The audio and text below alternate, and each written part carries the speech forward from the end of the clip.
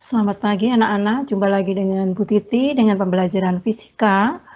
Untuk kali ini kita akan membahas tentang hukum Gauss. Ya. Sebelumnya Bu Titi ingin menyapa kalian dulu. Bagaimana kabarnya anak-anak? Semoga semuanya dalam keadaan baik dan sehat. Amin. Ya, di masa pandemi COVID ini memang kita harus tetap belajar. Jadi kita harus tetap stay at home, menjaga kebersihan, menjaga kesehatan kita. Namun kita tetap harus melakukan semua tugas kita, yaitu belajar. Jadi kita belajarnya dengan PJJ ya, pembelajaran jarak jauh. Tidak mengapa anak-anak, ini tidak mengurangi semangat kita untuk belajar, apalagi di kelas 12. Nah, kali ini kita akan membahas tentang hukum Gauss. Ini anak-anak, kita mulai pembahasan kali ini tentang hukum Gauss, dan ini masih berhubungan dengan, masih termasuk dalam bab kedua, yaitu listrik statis. Ya, nanti kita akan bahas tentang flux listrik dan hubungannya dengan kuat medan listrik.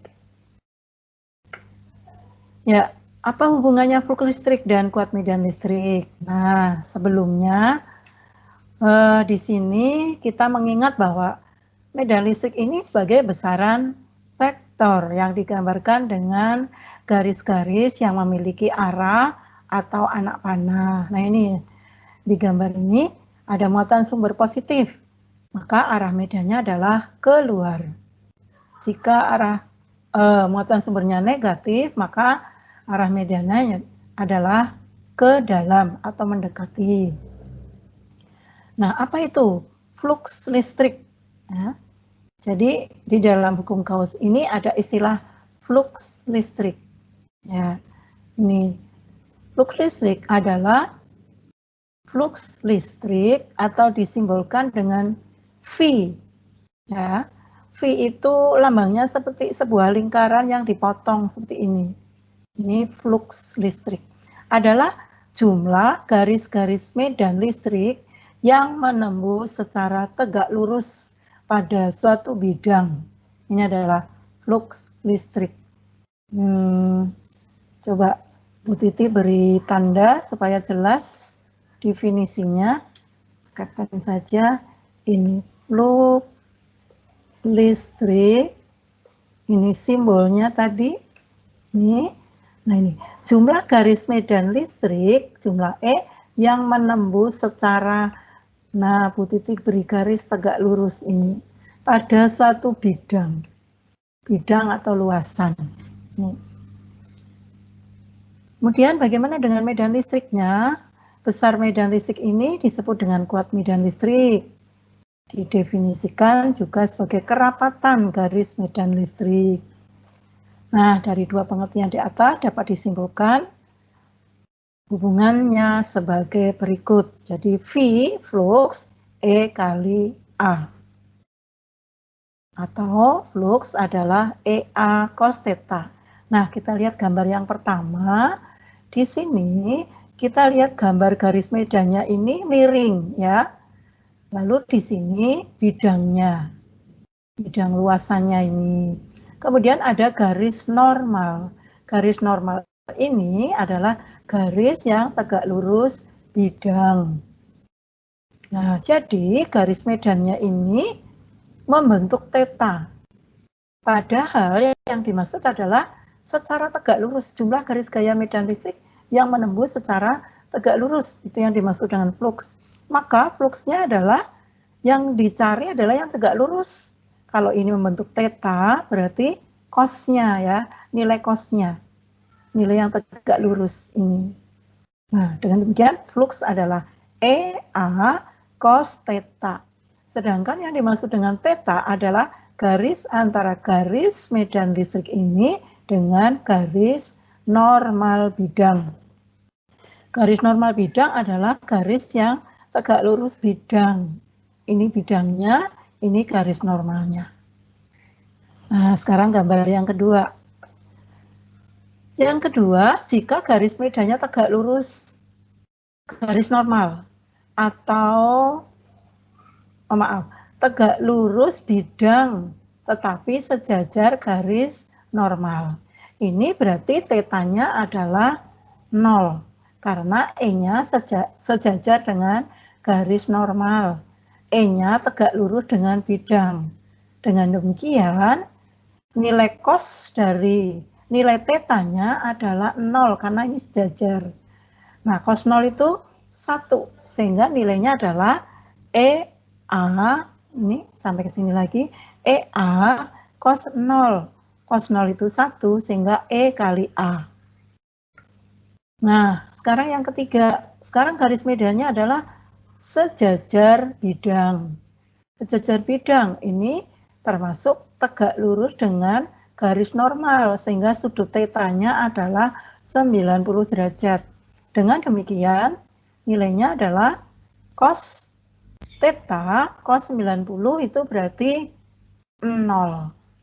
Cos 90, 0. Nah, dengan demikian kita simpulkan, untuk gambar A tadi, membentuk sudut, ya, rumusnya adalah E sama dengan EA cos theta. Untuk saling tegak lurus, tetanya 0, sehingga fluksnya adalah E kali A cos 0, atau E kali A, nilainya adalah maksimum.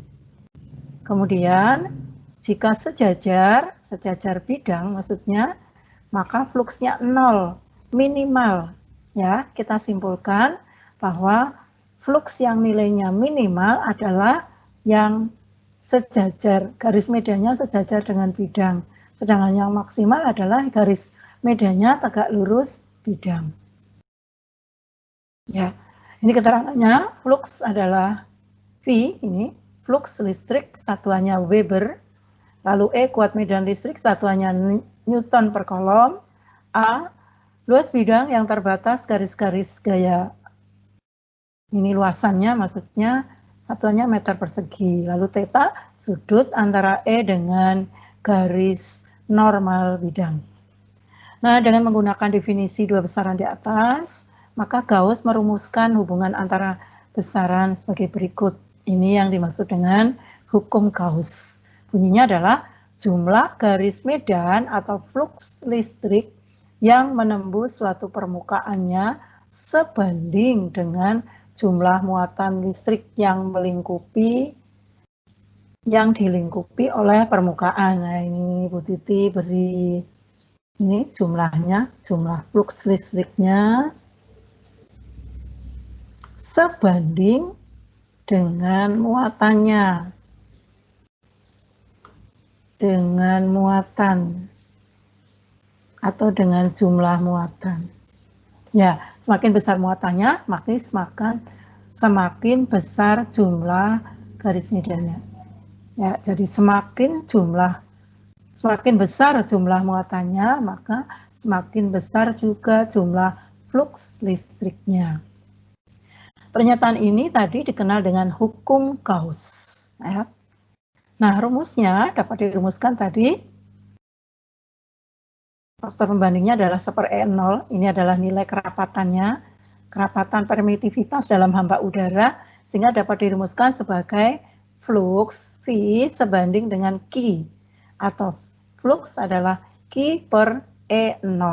Ini adalah nilai dari fluxnya. Nah, sekarang contoh soalnya. Contohnya adalah soalnya seperti ini. Hitunglah flux listrik pada suatu bidang persegi yang berukuran 20 kali 15 cm. Jika kuat medan listrik homogen sebesar 150 Newton per kolom dan arahnya sejajar bidang. Lalu B membentuk sudut 37 derajat terhadap bidang. C tegak lurus terhadap bidang. Jawabnya, diketahui luas bidang persegi A 20 cm kali 15 cm sama dengan 300 cm persegi. Ini sama dengan 3 kali 10 min 2 meter persegi. Jadi supaya setara dengan fluxnya, maka harus dijadikan meter. Kemudian kuat medan listriknya E sama dengan 150 Newton per kolom. Sekarang kita menghitung flux listriknya. Ya, yang A, sejajar bidang. Nah, sejajar bidang, ini berarti, ini gambarnya. Fluxnya adalah tetanya tegak lurus dengan N ya, sehingga tetanya 90. Lalu rumusnya flux adalah EA cos 90. 150 N per C kali 30 kali 3 kali 10 min 2 meter persegi kali 0. Itu sama dengan 0. Dan yang kedua, membentuk sudut 37 derajat terhadap bidang. Nah, ini hati-hati. 37 terhadap bidang sehingga tetanya ini. Karena teta adalah sudut antara E dengan garis normal. Jadi di sini tetanya adalah 53 derajat. Nah, dengan demikian teta adalah EA cos 53 atau 150 kali 3 kali 10 min 2 kali 0,6. Temunya adalah 2,7 Weber. Ya. Nah, untuk yang C, tegak lurus terhadap bidang. Tegak lurus terhadap bidang, gambarnya ini, tetanya 0, ya. Teta adalah EA cos 0, 150 kali 3 kali 10 min 2 kali cos 0 itu 1. Temunya adalah 4,5 Weber. Nah, tadi sesuai kesimpulannya anak-anak bahwa kalau yang tegak lurus terhadap bidang itu paling besar ya, maksimum fluxnya 4,5 Weber. Kemudian yang membentuk sudut seperti ini lebih kecil ya, karena tegak lurusnya kan jadi cosnya, nilai cosnya. Sedangkan yang garis medannya sejajar dengan bidang, maka nilainya minimal ya, atau nilainya 0. Ya. Sekarang untuk lanjutannya, saatnya mengerjakan soal, saatnya latihan ya. Soalnya seperti ini anak-anak, dan nanti kalian bisa kerjakan sendiri atau mungkin diskusi dengan teman. Soalnya mudah dan kalian pasti bisa ya. Nah, soalnya seperti ini, hitung flux listrik yang menembus bidang persegi. Bidangnya sisinya 20 cm. Jika kuat medan listrik sebesar 100 Newton per kolom, yang arahnya A sejajar dengan bidang. Sejajar dengan bidang itu seperti apa tadi ya. Lalu B tegak lurus bidang. Kemudian C membentuk sudut 60 derajat terhadap bidang.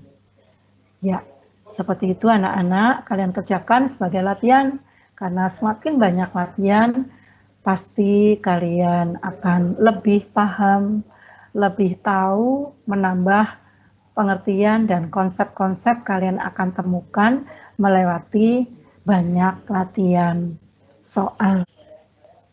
Sampai sekian dulu anak-anak pembelajaran hari ini. Semoga bermanfaat bagi kita semuanya. Salam sehat-sehat selalu. Terima kasih.